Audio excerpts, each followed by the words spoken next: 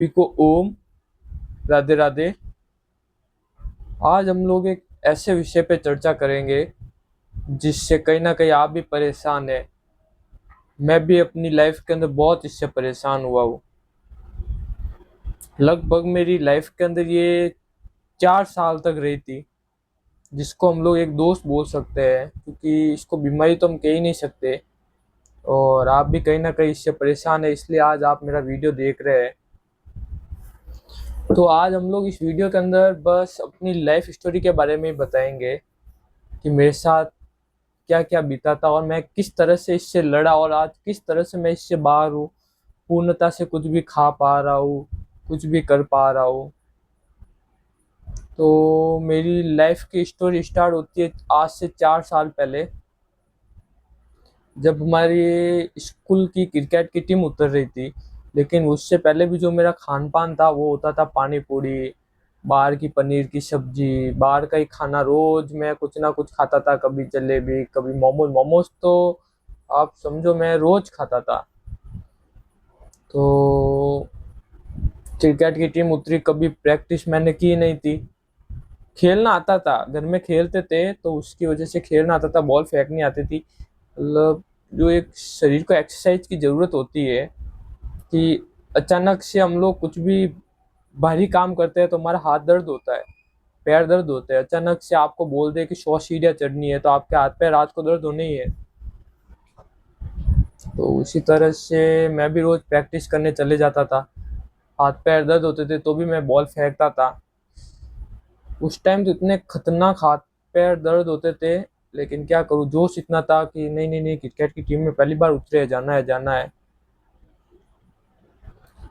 उसकी वजह से भी शरीर बहुत ज़्यादा कमज़ोर भी पड़ गया था, क्योंकि अचानक से इतना अभ्यास अचानक से अगर करेंगे तो वो नेगेटिव की तरफ ही ले जाएगा। फिर क्या था, चलो प्रैक्टिस की, टूर्नामेंट खेल के भी आगे। लेकिन जब हम टूर्नामेंट में गए, वहाँ पे एक तो खाना की व्यवस्था कुछ भी नहीं थी। स्कूल की तरफ से टूर्नामेंट थे, लेकिन खाने की व्यवस्था नहीं होने के कारण पूरे दिन भूखे रहे, क्योंकि वहाँ पे प्रोग्राम भी था कुछ, पूरे दिन परेड वगैरह चली थी। तो उसकी वजह से पूरे दिन भूखे रहे। और शाम को खाना मिला तो भी क्या, लुक्की जो बिना घी वाली रोटी होती है वो मिली। वो मैंने जैसी खाई वैसे ही मेरे पेट के अंदर ऊपर से दर्द हुआ। ऐसे तो बाहर का बहुत खाया, लेकिन ऐसा कभी नहीं हुआ, लेकिन उस दिन बहुत खतरनाक दर्द हुआ। कुछ समझ नहीं पाया क्या हुआ, लेकिन चलो जाने दिया, क्योंकि वो एक क्रिकेट का था सिर के ऊपर कि नहीं नहीं नहीं कल टूर्नामेंट टूर्नामेंट, इसलिए उसको इग्नोर कर दिया। फिर क्या हुआ कि जब अगले दिन हम खेल के घर पे गए वापस, जब मैंने घर का खाना खाया पेट भर के और रात को गया पानी पूरी खाने, पानी पूरी खा के आया और सो गया मैं। फिर रात को मेरे को उल्टियाँ चालू हुई, उल्टियाँ चालू हुई और थोड़ा सा लूज मोशन शायद से हुआ था मेरे को, क्योंकि आज से 4 साल पहले की बात है, मेरे को इतना याद तो है नहीं। फिर उसी अगले दिन से मेरा पेट बहुत खतरनाक दर्द होने लग गया। मैं एलोपैथी के चक्कर उसी दिन से काटने चालू स्टार्ट हो गया मतलब।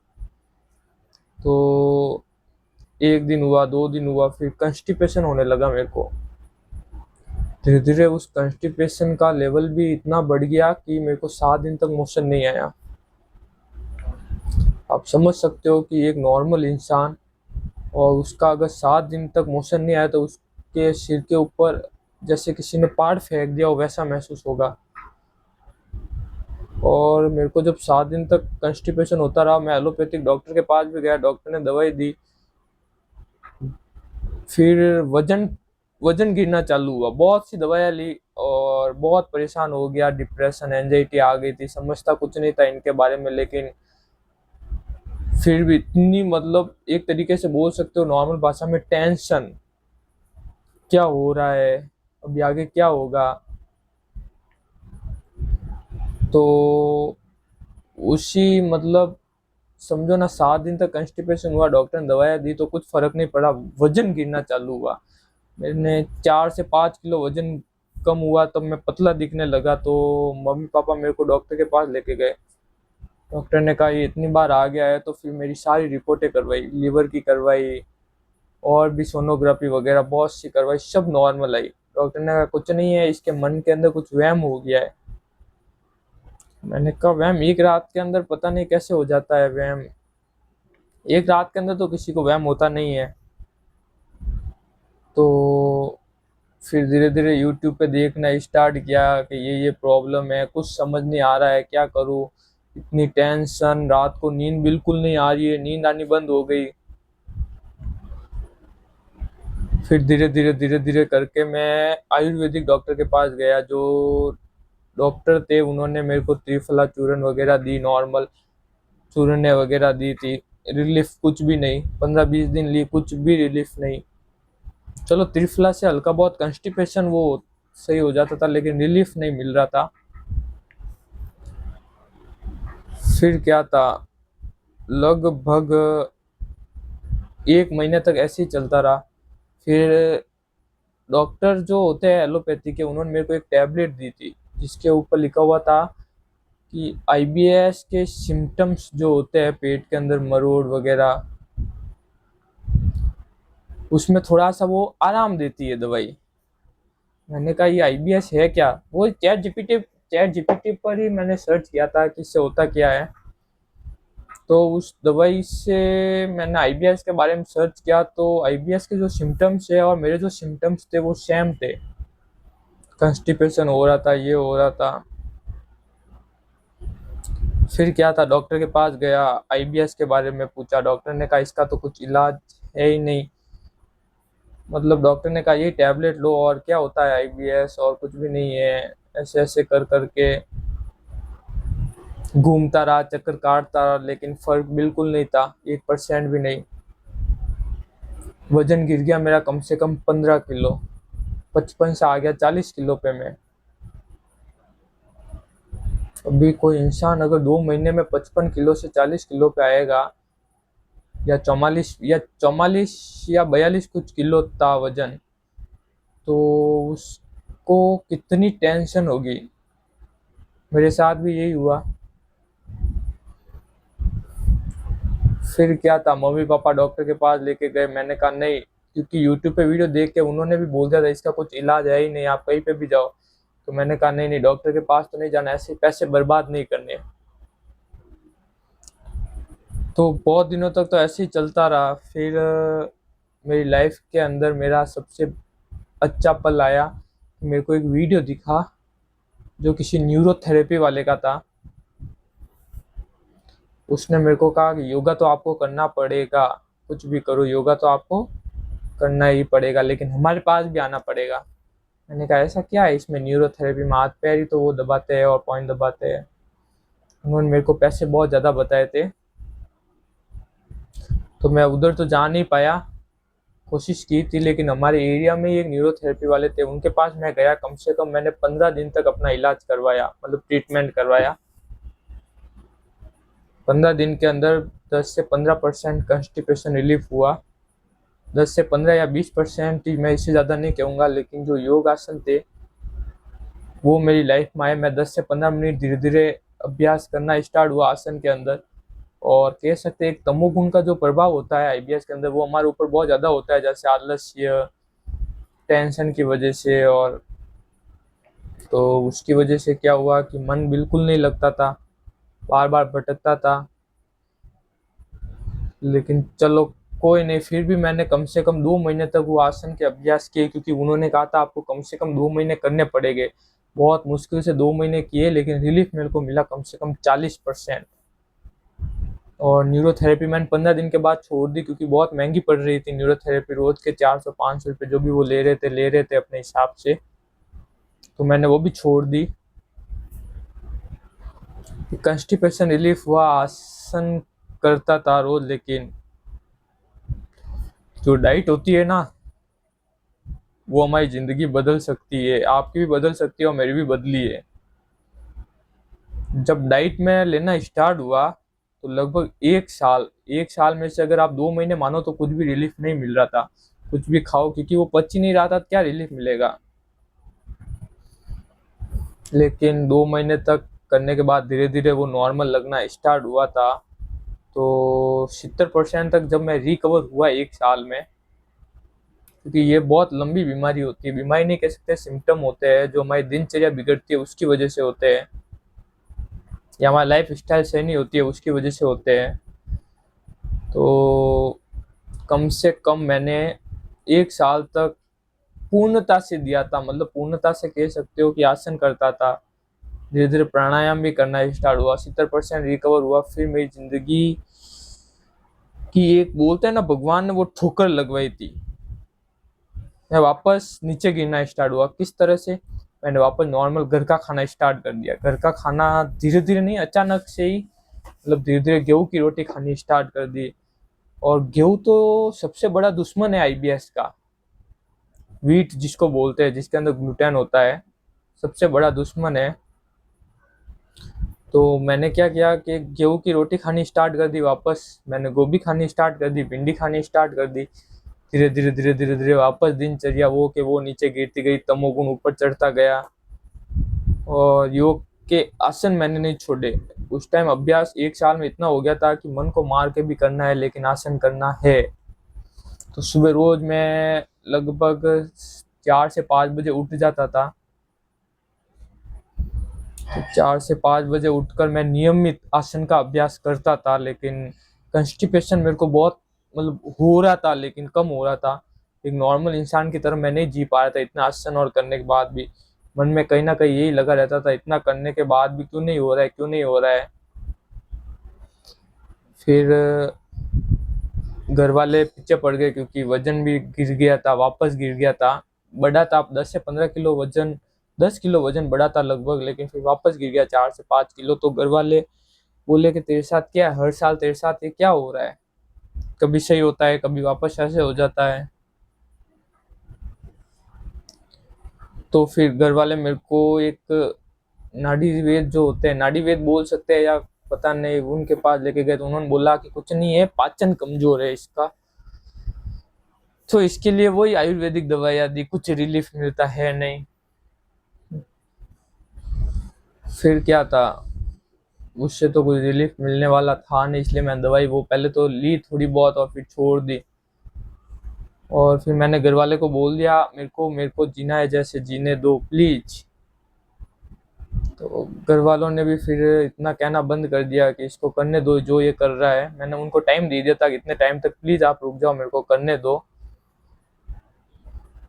तो धीरे धीरे धीरे धीरे धीरे मैं रिकवर तो हुआ था, लेकिन वही कंस्टिपेशन होता था और उसी में। लेकिन एक चीज थी कि आसन की वजह से टेंशन जो होती थी वो बहुत कम होती थी इसके लिए, क्योंकि कंस्टिपेशन वो हल्का प्रेशर लगाने से या मतलब थोड़ा ताकत लगाने से वो पेट साफ हो जाता था। तो इसकी वजह से क्या हुआ कि इतनी टेंशन नहीं होती थी कि चलो पेट तो साफ हो रहा है। फिर क्या था, एक दिन आया तब सब घूमने जा रहे थे तो मैं भी चला गया। कहाँ पर? वृंदावन, हमारे राधा रानी का धाम है। तो वृंदावन गए तो वृंदावन के अंदर एक तो खाना बहुत महंगा था। खाना वहाँ पे महंगा मिलता है, इतना महंगा नहीं मिलता है, लेकिन उस टाइम पता नहीं कोई सीजन था या कुछ था, तो वो तो लाइनें भी बहुत थी। और कार्तिक पूर्णिमा के टाइम तो खाना जो था वो सिर्फ 2 टाइम ही खा पा रहा था, और उसमें भी इतना ऑयली, जैसे पनीर की सब्जी और वो वैसा मिल रहा था होटलों का खाना। वो खाना हो गया, साथ में मैंने वहाँ पे डाइट को तो पूरा भूल ही गया था। और डाइट तो कब की छोड़ दी थी, घर का खाना खा रहा था, लेकिन उधर मैंने समोसे भी खाए, उधर मैंने कचौरी भी खाई। तो ये सब खाने की वजह से वहाँ पे तो मैंने मजे कर लिए, लेकिन जब घर पे आया मैं तब बहुत प्रॉब्लम हुई, वापस से ये प्रॉब्लम स्टार्ट। योग आसन से भी कंस्टिपेशन बिल्कुल रिलीफ नहीं मिल रहा है, इतना क्रॉनिक हो गया था। तब वापस मैं डॉक्टर के पास तो गया नहीं, जानने का कुछ मतलब नहीं है, लेकिन आयुर्वेदिक औषधियाँ लेनी स्टार्ट की, अलग अलग आयुर्वेदिक औषधियाँ ली। पैसे भी बहुत लगाए, रिलीफ कुछ नहीं मिल रहा है। मैं सोच रहा हूँ आसन कर रहा हूँ, लेकिन वो क्यों नहीं रहा है। और डाइट एक दिन करता था, 2 दिन नहीं करता था, कोशिश मतलब कर रहा था लेकिन हो नहीं पा रही थी। कॉलेज के एग्ज़ाम आ गए, एग्ज़ाम भी दे दिए। फिर का दिनचर्या सुधारनी पड़ेगी। किसने कहा? मेरे मन ने ही। क्योंकि इतना तो पता चल गया था कि आईबीएस के अंदर होता क्या है, क्योंकि 4 साल तक मैं इससे गुजरा था और 1 साल पहले की अभी मैं आपसे बात कर रहा हूँ।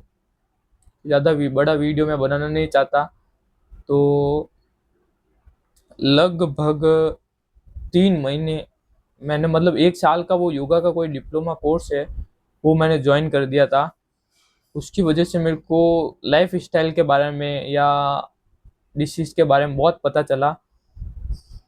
तो उसके बाद मैंने क्या किया कि 3 महीने तक अपनी एक ही दिनचर्या रखी, एक ही खाना खाया, एक ही टाइम पे मैंने आसन किया, एक ही टाइम पे प्राणायाम किया 3 महीने तक। और वो 3 महीने में से आप सोचो तो 2.5 महीने तो मेरे इतने मुश्किल से निकले थे, कुछ समझ नहीं आ रहा था, इतना प्रेशर दिमाग के ऊपर, कॉन्स्टिपेशन बढ़ रहा था, लेकिन फिर भी मैं कर रहा था, मन को मार के कर रहा था कि करना है करना है करना है। फिर धीरे धीरे ईश्वर प्रणिधान, मैंने योग के बारे में समझा पहले तो कि योग होता क्या है, फिर यम नियम आसन प्राणायाम प्रत्याहार धारणा ध्यान समाधि अष्टांग योग के बारे में मैंने सब समझा। उसके ऊपर मैं चलने लगा, उसके साथ चलने लगा, मतलब तो एक था ईश्वर प्रणिधान, अपने ईश्वर के ऊपर सब कुछ छोड़ के अपना कर्म करो। ये बात मेरे मन में बैठ गई, तो मैं इसके बारे में थोड़े वीडियो देखे होता क्या है वैसे, और साथ ही मेरा 1 साल का जो डिप्लोमा है वो भी चल रहा था। तो मैं जब इसके साथ चलने लगा तो जो आसन होते हैं वो मैं स्थिर पूर्वक तो, मतलब बोल सकता हूँ कि लगा पाता था या नहीं पाता था, इतना मेरे को ज्ञात नहीं है, लेकिन मन को मार के लगाना पड़ता है, जबकि आसन का नाम ही, आसन का मतलब ये होता है कि सुख पूर्वक आपको लगाना है। तो फिर भी मैंने कोशिश की और फिर सब राधा रानी के ऊपर छोड़कर अपना कर्म किया, सिर्फ रोज वही अभ्यास करता था, लेकिन आनंद से। अभी मैं प्रेशर नहीं ले रहा था दिमाग के ऊपर बिल्कुल। तो आप सोचो कि जब मैंने ये प्रेशर लेना बंद किया और मैं इसी दिन से दिनचर्या के साथ चला, तो मैं 10-15 दिन के अंदर अंदर कॉन्स्टिपेशन मेरा 95% क्योर हो गया। 15-20 दिन के अंदर ही कॉन्स्टिपेशन 95% क्योर हो गया। और माइंड, आप सोचो तो इतना मतलब नॉर्मल होने लगा कि मैं भी सोचता हूँ कि मैं पहले तो आज तक कभी ऐसा था ही नहीं और आज कैसे हूँ। और ये सब जो मेरी बातें हैं, इस पर आप विश्वास करो या नहीं करो, लेकिन मैं बोलता हूँ एक बार योग को आप धारण करके देखो। 10-15 दिन के बाद जब मेरा कॉन्स्टिपेशन रिलीफ हुआ, मेरा 1 साल का जो डिप्लोमा था वो भी पूरा हो गया था। योग के बारे में बहुत कुछ मैंने सीखा 1 साल के अंदर। और आज मैं एक योग शिक्षक भी हूँ, मैं लोगों को भी योग सिखा सकता हूँ क्या, सिखाता भी हूँ। नॉर्मल जो घर पे होते हैं उनको बोलता हूँ मैं नॉर्मल।